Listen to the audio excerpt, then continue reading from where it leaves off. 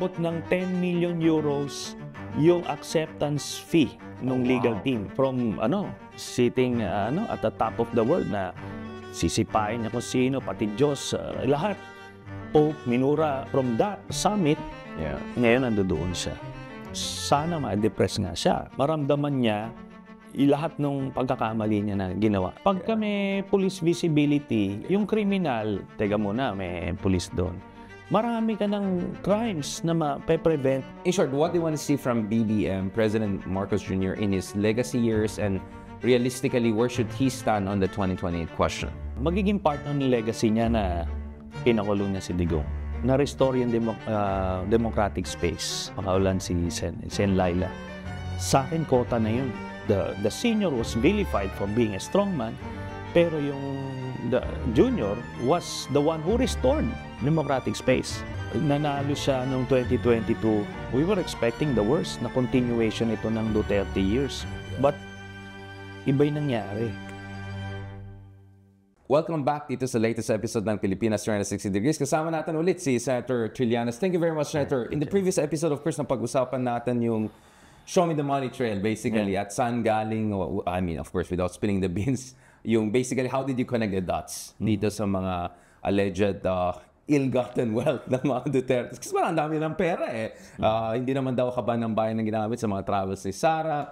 Ang laki ng bayad yata sa kanilang abogado doon sa ICC. Speaking of which, by the way, suddenly may brouhaha about baka bigyan ng interim release si Digong. In fact, I got so concerned that I had to call some of my contacts in The Hague and all. I heard from some contacts, ito yung the same contacts who said there'll be a warrant of arrest for Digong this year na I think Portugal daw or some country in Southern Europe was expressing openness, but nothing was done and dusted. Yeah. Pero parang lumabas is done and dusted. Is it because kailangan ma-justify yung mataas na talent fee ni Kuyang Kaufman? What is the whole brouhaha? To the degree, and just to be clear, of course, ikaw na-communicate ka na sa ICC, so you're kind of a party to the trial in one way or another. So obviously, there are certain limitations to what you can share. But to the degree that you can share your take or clearing the air here, Senator, what was the deal with the interim release thing? Yung interim release provision, it's there. It's provided for extreme cases. Or some, kumaga, depende sa mga conditions. Una, kunyari, let's say, hypothetically, merong akusado or detainee na magkakaroon ng open heart surgery or kung ano man. Hindi naman magagawa yung procedure na yun doon sa ano. So, kailangan interim release doon sa ospital. Ngayon, kung may terminal illness, let's say, a 95-year-old detainee, nag-avail nun, interim release. So, out of humanitarian consideration, terminal na yan, so doon siya sa hospice ilalagay. Or, kung healthy naman, pero kung ang kaso mo ay let's say obstruction of justice. Hindi yung mass principal. atrocities na chief architect. So, yan yung mga precedents nun. Wala pang nabibigyan ng interim release na principal sa isang crimes against humanity case. So, yan yun. Ngayon, syempre, yung abogado niya, he's trying to earn his keep. Kasi API, yung kanya. So, ngayon, malaki yung sinisingil niya every month. So, he needs to come up with paasa pleadings, ganyan. I'm not saying impossible ito. Can you tell gaano kalaki? Or like, okay, how many zeros are there? Well, ganito, base sa information na di umano, ano daw yung... Base sa information na naipasa sa akin by very credible sources, aabot ng 10 million euros yung acceptance fee ng legal team. 10 million euros? 10 million euros so like just $12 million almost, like something like 11. Oh, wow. Yeah. So, lampas sa kalating billion na pesos. Oo. Acceptance fee lang yan. Acceptance fee. Oh, wow. Ngayon, i-compare mo yan dun sa total na ginastos, let's say, ng mga ampatuans, nung kumuha sila ng iba't ibang lawyers, maapot din namang $500 million. Acceptance because... Fortune ba yan? Marami. Hindi, isa lang yun. Yeah. Marami pang iba. Marami pa, I think si Panelo is even one. Yung mga gusto mag-cash in na mga abogado, napakalaki ng acceptance fee. Bakit? Kasi they will devote their entire law firms Doon, hindi na sila kukuha ng kliyente for the next so many years eh. So kailangan, ano yan, it should be worth it. Pangalawa, yung bukod pa dyan, meron pang monthly retainer. Oh, wow. Monthly retainer. Tapos, yun na yung mga billable hours. Di umano, makano daw yung per hour? On average, 1,000 euros per hour. per hour. Oh, wow. Kasama na yan yung biyahe. Kung nagbabiyahe, let's say, si Kaufman from England to The Hague, yung total travel time niya from lumabas siya ng bahay, nag-plane, Nag-shower, lahat, nag-toothbrush. hanggang doon, binibill yan. Oh, wow. Per lawyer, may mga staff pa. Ganon. Then yung accommodation, first class tickets. Kahit bumili na economy, pero ang ibibill, siyempre, first class. Oh. Tapos, yung accommodation, security, transportation, lahat yan. Wow. Representation, hindi yan kakain sa mga, Current mga stand na mga ito, di ba? So, the works yan. So, on average yan, mga 2.5 million euros a month. So, that's around 150 million. Kaya ngayon, kung ganyan ang singil mo, kailangan mong mag-produce every month ng pleadings. So far, nakalimang motions na sila. Puro palpak.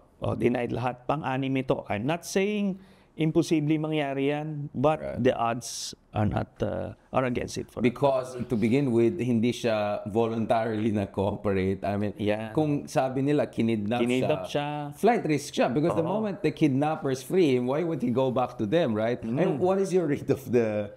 Ilang pages? 15 page ba yung response ng prosecution team dun sa interim release issue? I mean, they had a long response, diba?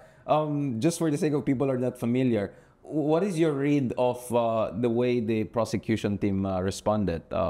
Okay. Very, very telling na dun sa press release ni Kaufman, sinasabi niya na may agreement daw na hindi daw mag-oppose. Kaya nga maraming na-deceive doon. A lot in the media na-deceive, some personalities na and it created some panic na teka muna, ba't hindi in-oppose? Pero yun ang nakita mo, yung ginawa ng prosecution, sinabi pala there was never any agreement. So in-oppose sila vigorously yung motion na yon. So, ano ibig sabihin nun? Part nung acceptance fee nung legal team ay yung lobby component and yung PR component. So, andyan na yan. Then, kasama na ngayon yung fake news at kung ano-ano. Kaya kailangan natin din maging vigilant dun sa information na nakakalap natin. So, yun. So, you're quite confident na mukhang malabi yung interim release. And as far as the health of the president is concerned, it's taken care of. I mean, first world ang facilities sa Hague, no?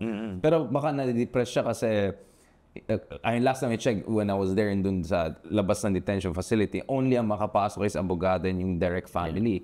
So that means he cannot meet a lot of people he would want to meet. I mean, this is a president who's very gregarious, to put it mildly, right? Baka naman na-depress daw siya kaya gusto niya ng interim release para ma-meet niya yung mga ibang kaibigan niya sa buhay. I'm sure. And dapat ma-depress lang siya. No? Kasi yan na yung part ng penance eh. The penance starts not with the sentencing, but now, ano siya. Palagay ko, doon pa lang nung on the way to The Hague, nag-crash na yung mundo niya eh. Na from sitting at the top of the world na sisipain niya kung sino, pati Diyos, lahat. Pope, minura, from that summit, ngayon ando doon siya. So, sana ma-depress nga siya. Dapat, para maramdaman niya lahat ng pagkakamali niya na ginawa sa buhay niya. Well, speaking of that, Digong is just one side of the coin, no? He could be he's allegedly the mastermind dito sa budol, drug war, whatever you want to call it. But that inevitably brings us to Bato de la Rosa, Senator de la Rosa, who won with almost, more than 20 million votes. He was almost number 2 after Bongo. So, siguro feeling niya ngayon, he has a fresh mandate, he's coming in strong. But that doesn't make him immune from the warrant of arrest that should logically come for him. If Digong is going to face that, he should face it just as much, right? Kasi siya yung nag-execute ng war on drugs in Digong, at least in the first year or so. Yes, and by the way, let me inject, hindi lang si Bato, kasi si Bongo is also in play. Kasi siya yung nag-finance based doon sa mga testigo. Doon sa Quadcom hearing lumabas Oo, din to. siya yung nag-finance. So, ano sila hindi sila pwedeng, kumbaga lahat sila Package. played an integral role in the commission of the crime. Kaya they're as guilty. At so, yan, sa nakikita natin, it may happen several months down the road pa. And again, this is very speculative, although not so, more scenario building. Yeah. Baka naman magkasabay sa hearing ni Sara and then biglang it will be about Bato, not Sara anymore. I mean, that would be a crazy situation if Bato gets his warrant of arrest, suddenly announcement, nasa gitna, dinidefend niya si Sara, yung pala siya mismo ang kailangan niya protektahan sa sarili niya. I think that scenario would be favorable for Bato. He would try to seek refuge sa Senate. So, for sure, hindi yan ang gagawin.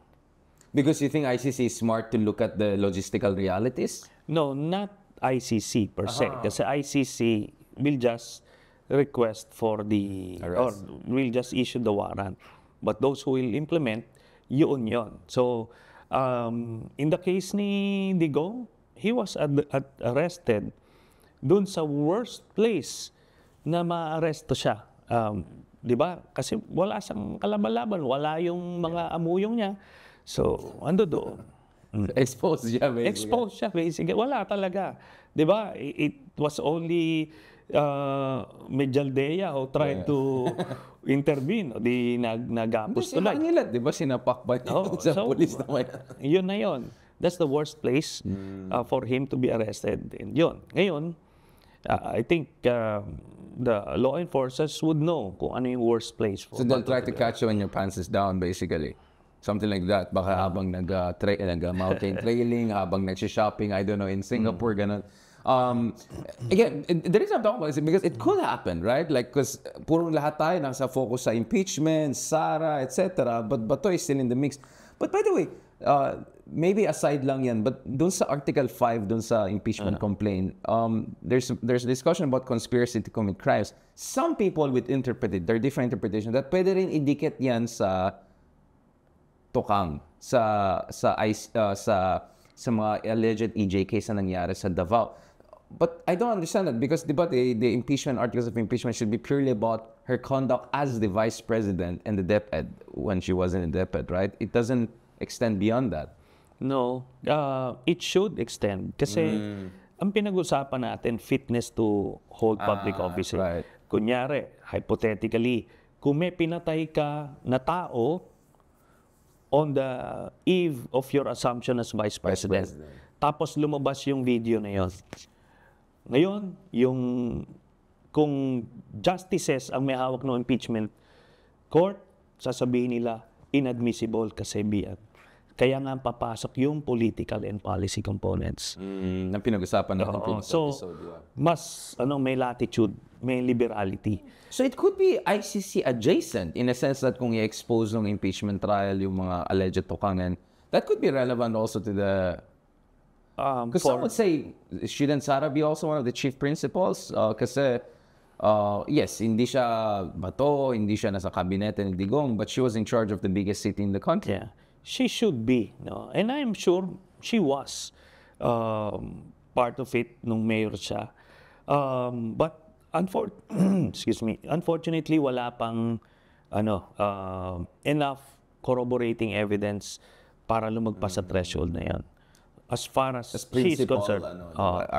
Principal architect in terms of threshold to that. But nevertheless, that raises bigger questions, right? Because the ICC is about yung mga principals ang tinitignan. Could be 6 people, could be 11 people max or so, or could be just 1 or 2 persons, right? Although ang basa natin is at least half a dozen based on dun sa redacted documents na nakita natin sa ICC. But having said that, obviously, Senator, the issue of mass atrocities is about tens of thousands of unexplained deaths or deaths under investigation, to put it technically.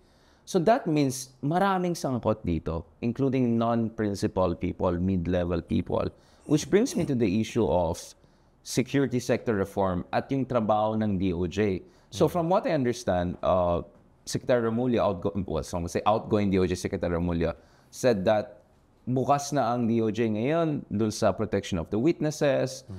He admitted na dinoktor yung mga documentos, including sa Davao. New PNP Chief Torre also mentioned yung mga kababalakan na nakita niya when he was based in Davao as a PNP chief.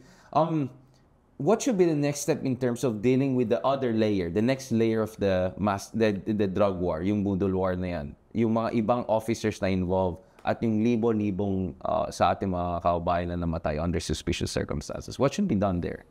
Ang na-mention mo nga yung security sector reform. Yeah.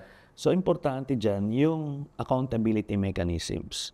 Hindi naman pwedeng yung let's say yung mga nagkalabit nung 6,000 na deaths during police operations. Ando doon pa rin sila eh. Hindi man pwedeng gano'n na lang yon. Kahit sabihin mong, hindi, inutos sa akin. Yeah. Teka, you're supposed to know what's a legal order or not.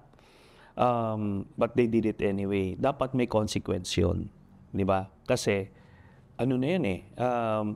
Biruin mo yung nagnakaw ng let's say, isang saging, ikukulong mo. Yeah. Ikaw yung police, pero ikaw, meron kang binaril na inosenteng tao, parang hindi naman yata napatas na setup yon.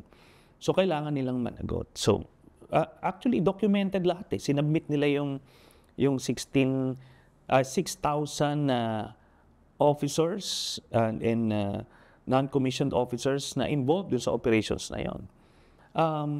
Mahabang proseso lang nga. But kailangan gawin yon para yung susunod na generations of policemen, mag-iisip na kayo. Kunyari, someday may presidente dumating na ganyan, ulit. God forbid. Oh, God forbid. Gagawin ulit yung war on drugs 4.0 ko ano man. Dapat, you should have the moral fortitude to say no. So, i-Duterte proof natin, kumbaga. Yan, natin. Yun na yun. So, kaya importante yung security sector reform, particularly strengthening yung accountability mechanisms. Nandiyan yung internal affairs, dapat yung CIDG. Kasi walang ganong agency ngayon sa PNP na focus lang sa mga transgressions ng police officers. Kasi yung internal affairs, more on information gathering yan, hindi yan prosecution arm per se. And in terms of yung mga NAPOLCOM, yung mga ganun, natanggal na yung mga DDS. Kasi, President BBM had this reshuffle, cabinet reshuffle, right? And some people were saying, oh, well, mukhang it didn't go far enough. Some people are wondering what's the wisdom. But at least one thing I saw is natanggal yung mga DDS elements. I mean, the Duterte, Menardo Guevara was a very questionable hangover for quite some time. And, there were also a couple of people I heard. Kanila nakita ko si Kalinisan, who was now in charge of NAPOLCOM.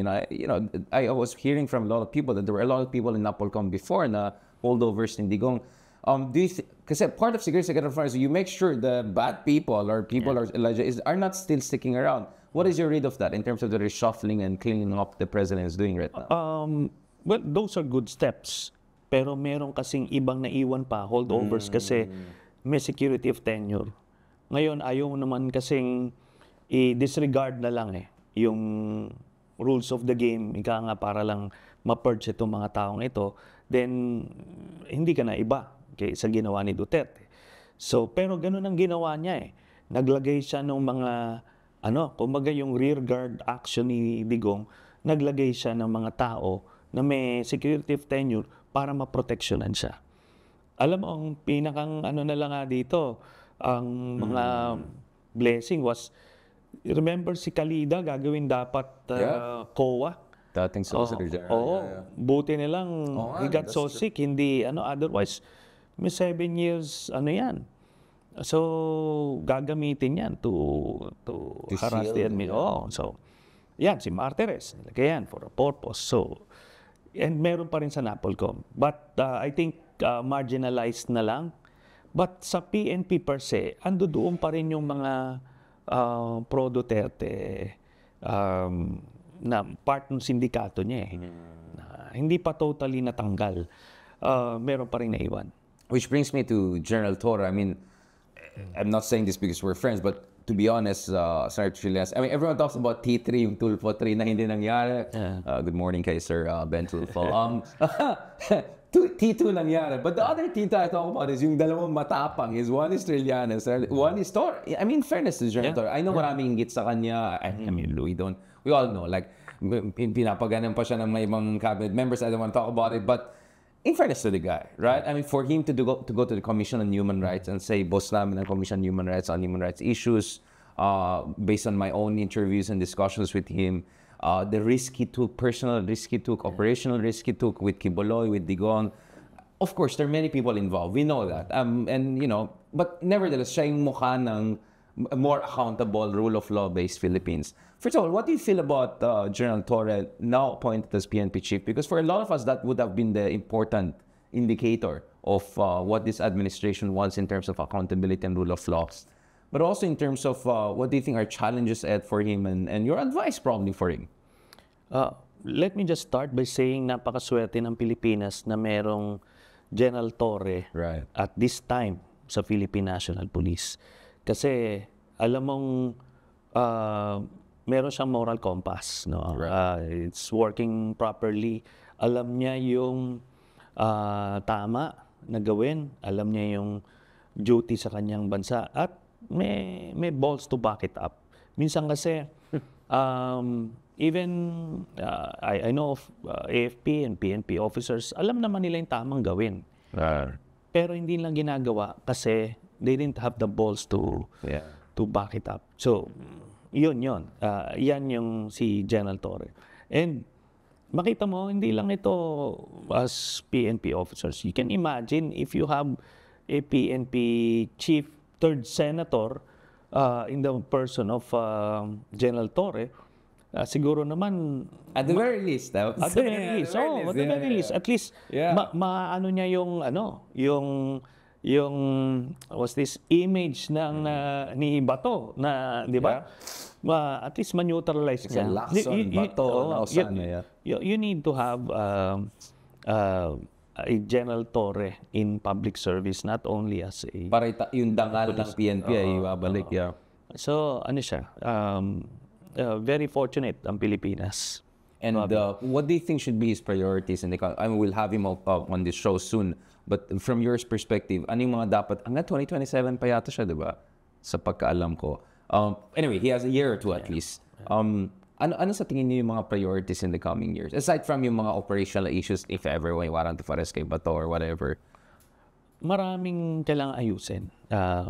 Hindi enviable yung kanyang position. Let's see, Bantag is still at large, a couple of other high-profile people. So, pero bukod dyan, kailangan yung structural changes yung mangyari. Yung orientation ng kapulisan.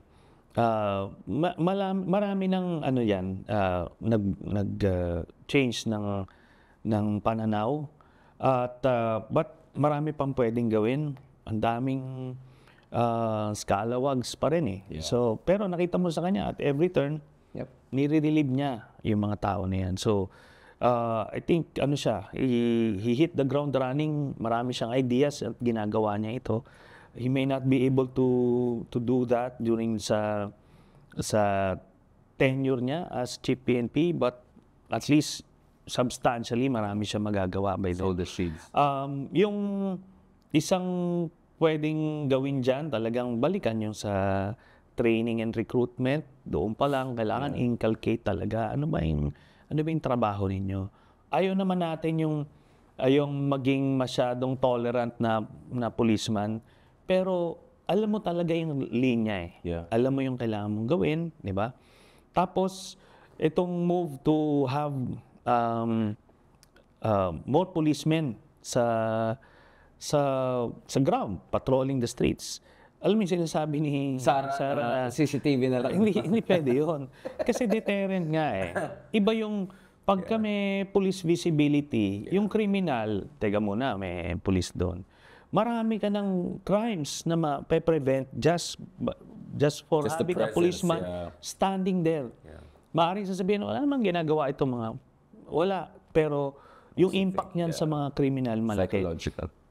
Tapos yung response time, kasi kung meron ka sa ilang kanto, di mas mabilis yung response time. So magandang approach yun. And dito mo makikita na si Sara talagang makakontra lang, yung may masabi lang. Pero medyo sablay din yung the way like she was trying to explain. Sablay nga Sobrang sablay. Makakontra lang siya kay General Torre kasi si General Torre yung gumapos sa tatay niya kaya parang lahat ng gagawin nito mali. So, doon mo makita. Tapos ganun yung mindset niya. She was trying to explain it.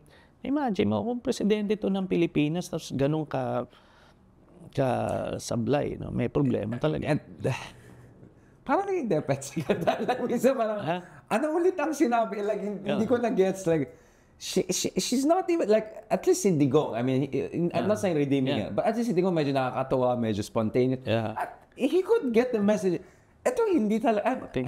How did she even become a national level politician? Which I think is unfortunately a reflection of malaking pa tayo dun sa mga kailangan natin puntahan, diba? It's because of na-cultivate nila yung cult following. Na anybody na may gano'ng apelyido parang automatic yun na. Yung Rodrigo Roa II, mukhang the other day, nagsiscript lang siya doon sa ng Davao, di ba? Mali-mali pa.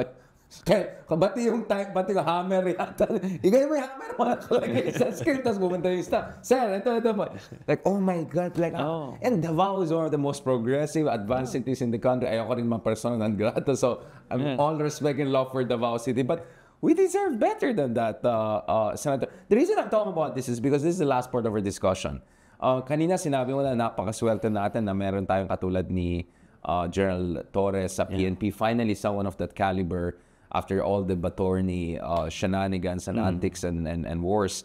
Pero swerte din tayo, aside from having people like you fighting for democracy and all, swerte din tayo katulad for having someone that you also met, Vico Soto. Immediately sa outtaking niya, sabi niya, ayoko na pag-usapan 2028. Whenever he's asking about his ambition for 2028, he says, kaya nga nagiging trapo ang tao. You always push them to run for a higher office or another office. Yun ang trapo mindset. I love it when he did that. So we're lucky to have this kind of transformational, almost transcendental kind of leaders and all. Nevertheless, of course, I wish the best for Vico if he wants to take a rest from politics. Baka gusto niya magturo rin sa NCPAG like you or ASOG or something. Maybe before he'll make his next decision because he's too young to run for VP or presidency, right? And if he doesn't want Senate or Congress, then maybe mag-break muna siya.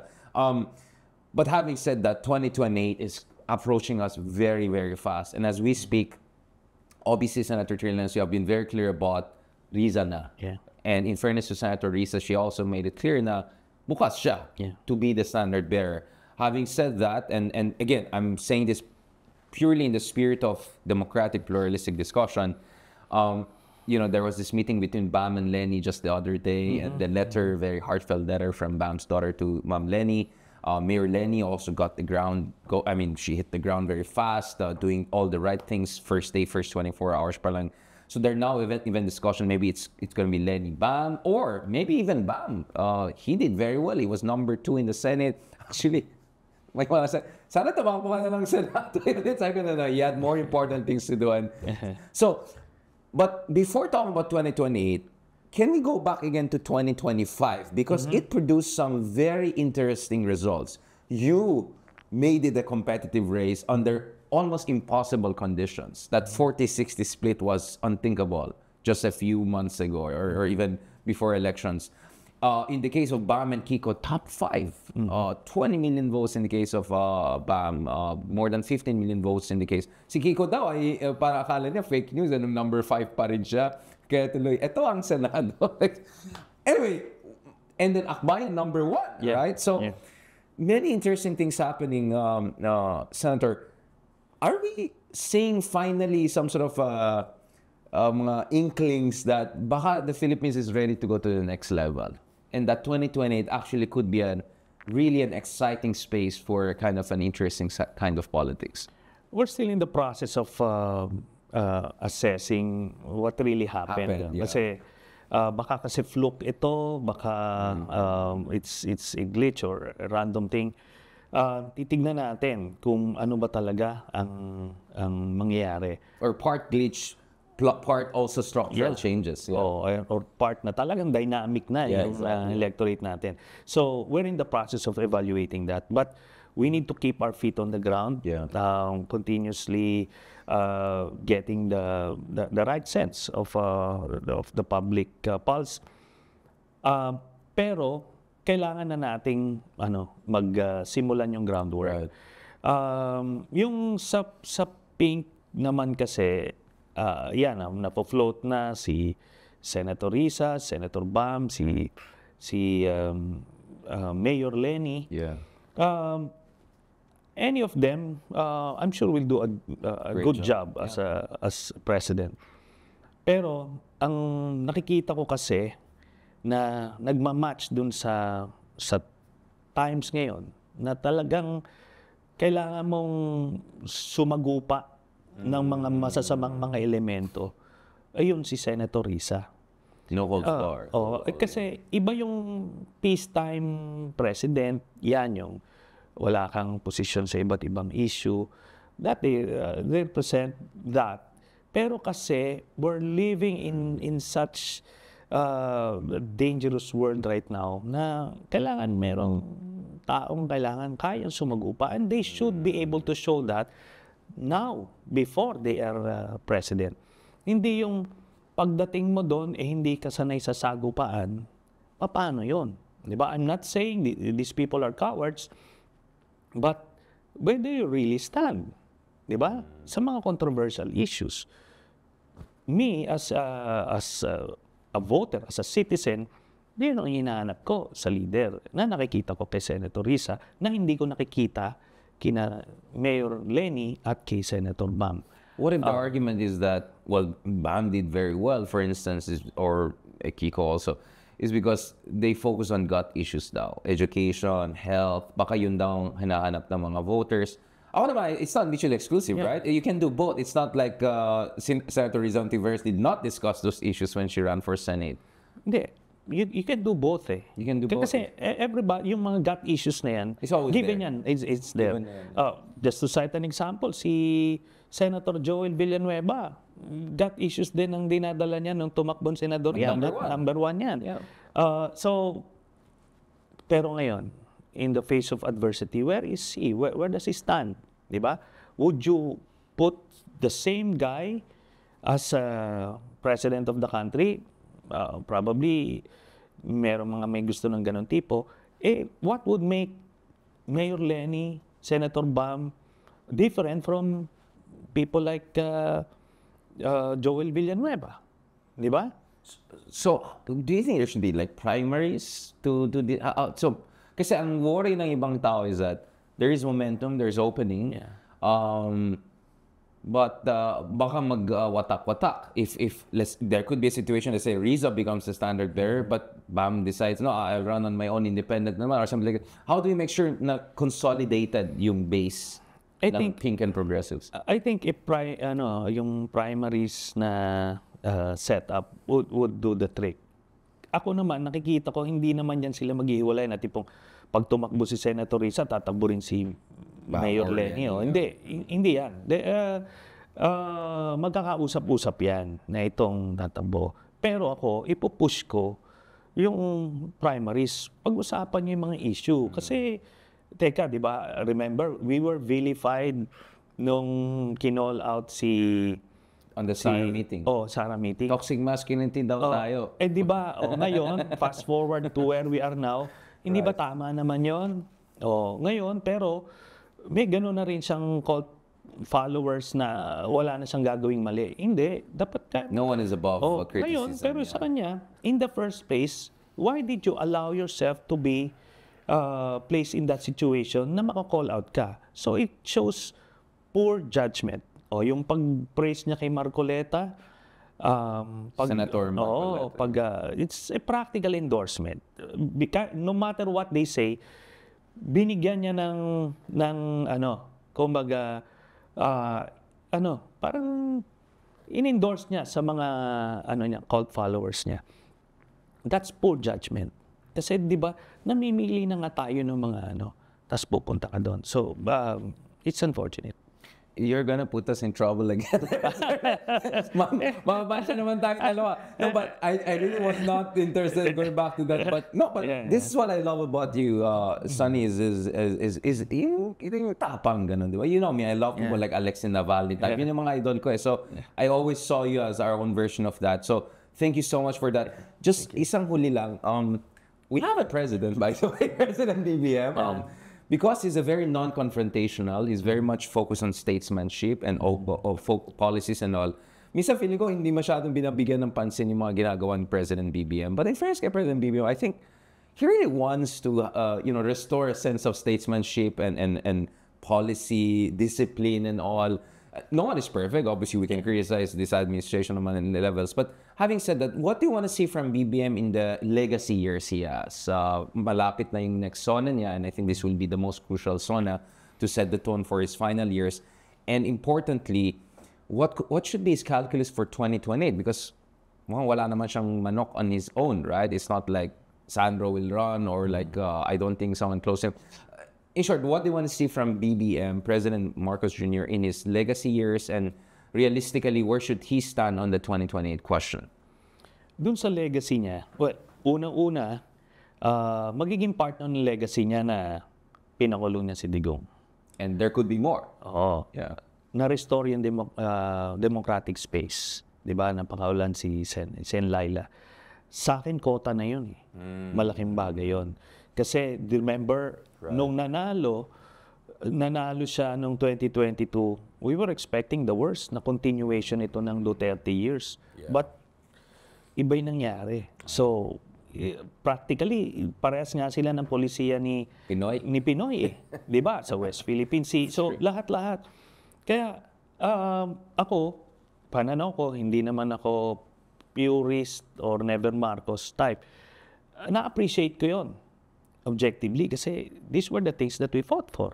O, di nakikita ko yon. Yung iba lang kasi, they cannot see past the surname eh. And that's a problem. Or separate the senior from the junior. Yes. So, dapat maiwalay mo. And yun nga ang irony dito.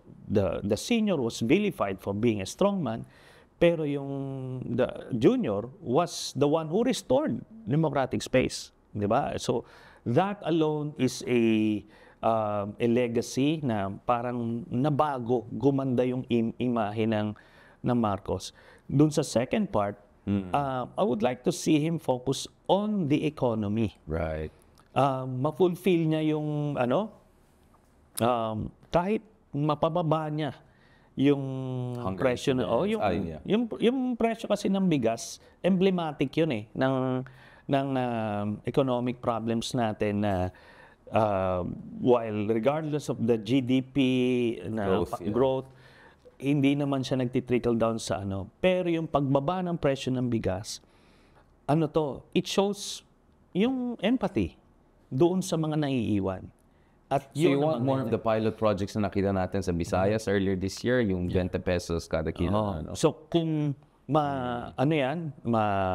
ma-spread yan across the country, kahit na subsidized, gawin para lang makaabot sa taong bayan yung biyaya ng demokrasya natin. Iyon. Well, thank you for that because actually our previous episode was with Secretary Kiko Laurel. So we discussed that issue and he was saying, please give me a bit more time, konting patience lang, we're moving in that direction. And also tinutulungan daw yung mga magsasaka in terms of finance, infrastructure. And how important do you think is also the infrastructure issue? Because I remember during Pinoy's time, ang dami nagalit sa admin niya because of the traffic situation. Na ginamit ni Digong yan. Di ba sabi ni Digong, hindi lang niya, obviously budol, di ba? Sabi niya, wala ng krimen. Pero isa pang sinabi niya, mawala ng traffic, ayusin niya yung traffic. And then after 1 year, minumura niya na yung traffic sa... Do you think it matters for President BBM to also oversee some major projects? Because I think the subway project, the first stations will come up before he steps down, right? So do you think those things are also important in terms of setting the tone, the Philippines rising, fixing our infrastructure? I believe so. Ito naman mga long-term projects ito eh. Yung may MRT na hanggang sa San Jose del Monte, marami. So, yung mga Pinoy, hindi naman nila makikita kaagad na maralasap yan.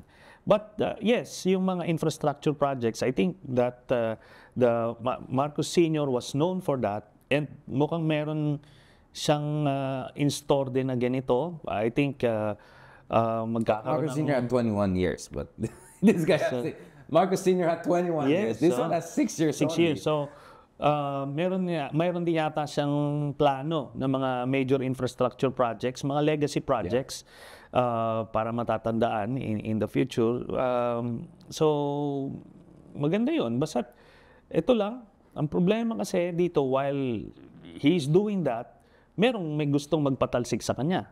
So, that's a challenge, really, sa isang administrasyon. And pinakahuling point, actually, as for 2028, do you think a kind of I don't want to call it unity, but some sort of coalition, anti-Duterte coalition, pro-Philippines coalition, do you think that's naturally the way forward to make sure hindi makabalik ang mga Dutertes? I think that should be the way forward.